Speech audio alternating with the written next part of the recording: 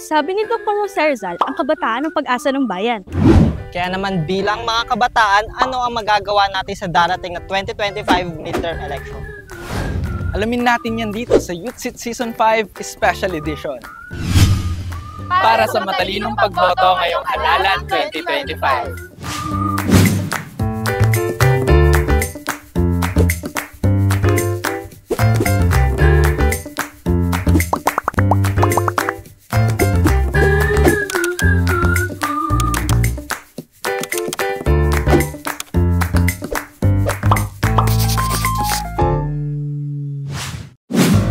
Ngayong papalapit na May 2025, gaganapin ang local and national elections sa Pilipinas.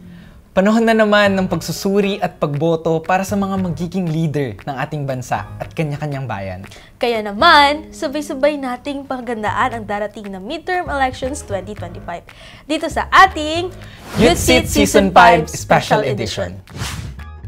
Bilang kabataang Kristiyano, naniniwala ka bang dapat involved tayo sa usapin ng eleksyon? Naman, dapat nag-involve tayo sa usapin ng elections kasi yun ang mga issues ng ating lipunan ay dapat pinag-uusapan. Dapat tayo ay tumitindig sa tama kasi ito ay parte ng responsibility natin bilang good stewards ng ating lipunan. Tsaka sabi sa Philippians 4:8-9, we want a better place for you and for me and the entire human race. Kaya dapat nag-involve tayo. Ayun. As Christians, definitely yes. Dahil bilang mga kabataan, tayo nga raw ang pag-asa ng kinabukasan at ng kasalukuyan. At mahalaga rin ang pagtindig natin sa ating pananampalataya para maging guide natin ito sa tamang pagpili sa mga i-elect nating leaders. I remember yung mga Hebrew noon, katulad nila, umaasa rin tayo ngayon na sana magkaroon tayo ng mga leaders with integrity and righteousness as foundations of their governance sa kanilang mga nasasakupan. Sabi nga sa Isaiah chapter 32 verse 3, kailangan natin ng leaders na may malasakit at pakialam sa pangangailangan ng mga mamayan at sisiguro na ang lahat ay naaabot ng mga social services. Aside from that, we also hope to have leaders that are transparent and true to their service at someone na ipinagtatanggol tayo at isusulong ang ating karapatan. Bilang pastor, naniniwala ka bang dapat involved ang mga kabataan sa usapin ng eleksyon? Ang eleksyon ay isa lamang bahagi ng politika. Ngunit mahalaga ang role ng kabataan at simbahan para sa awakening at empowerment sa mga tao tuwing eleksyon. Natututo naman ang mga masa na ipahayag kung ano ang gusto nila at pagtindig sa kanilang mga pangarap at nais. Na ayon nga sa John 10:10, magkaroon ng buhay. Ng isang buhay na masagana at ganap, mamuhay ng may dignidad at halaga. Ang isang mabuting bagay na maipagpapasalamat natin sa proseso ng eleksyon ay ang partisipasyon ng mga tunay na kandidato at party list na kumakatawan at syempre, subok na sa pagtataguyod ng kagalingan ng mga marginalized. Matatag ang paninindigan. Sad lang nga.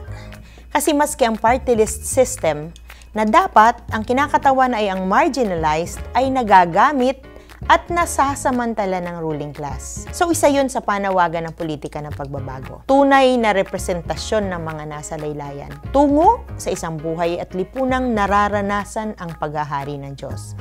Yan ang ating panawagan bilang simbahan.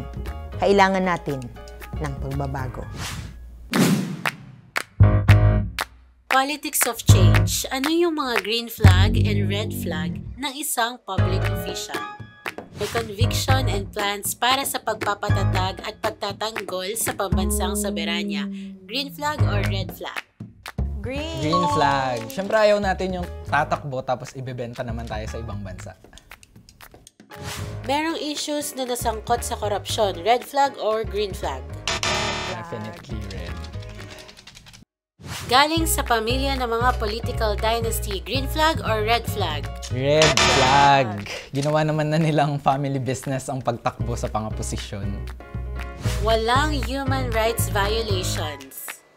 Green flag. Siyempre gusto natin yung safe, yung hindi marahas. Siyempre, gusto pa rin naman nating gumana yung ating justice system pero without violating yung ating human rights.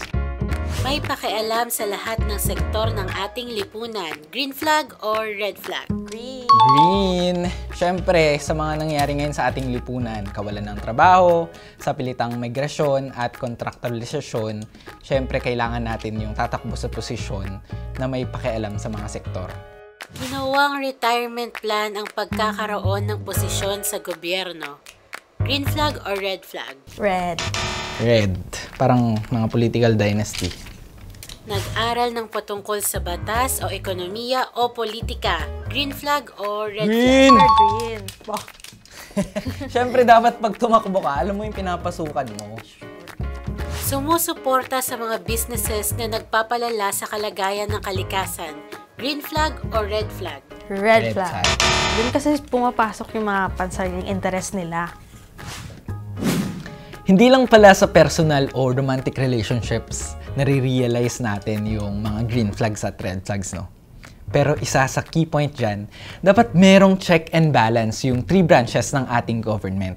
Yung executive, legislative, and judiciary. So definitely red flag kung magkakamag-anak may representative per branch. Hindi pala green flag yung basta gwapo lang or sikat tsaka maraming followers pagdating sa politics. Kailangan may pakialam talaga sa masa. Hindi yung pansariling interest or interest ng ilan yung nangingibabaw. Dapat interest ng nakadarami. Tapos, merong 300 hanggang 400 pamilya lamang ang nagdodomina sa politika sa buong bansa. 8 sa bawat 10 representative ay mula sa mga dynasties. Higit sa kalahati ay re-electionist sa 2025. 91 ang celebrities o kaya social media personalities. 26 ang celebrities and social media personalities ang tumatakbo para sa senador o bilang kinatawan ng party list group. Samantalang, 65 ay tumatakbo sa local na posisyon.